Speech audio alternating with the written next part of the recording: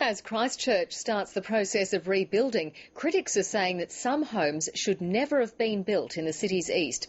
The suburb of Bexley was particularly hard hit by last weekend's earthquake.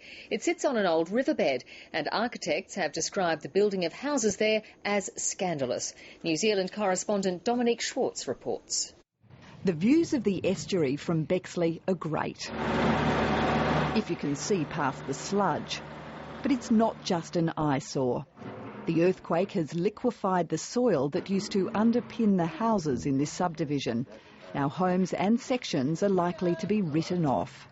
I couldn't imagine that the house could survive this degree of trauma. If we lose the section, well, where do I go from there? It's actually scandalous that people were allowed to build there without proper piling down to solid support.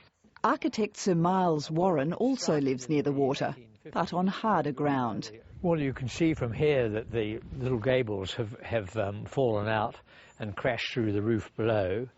His landmark buildings in Christchurch have weathered the quake relatively well, better than his 19th century home. What kind of ground is it in Bexley?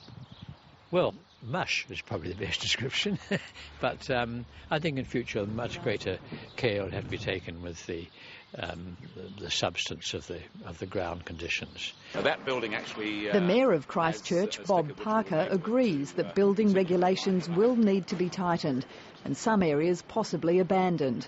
But both he and Sir Miles say the real story of the earthquake is not one of damage, but survival.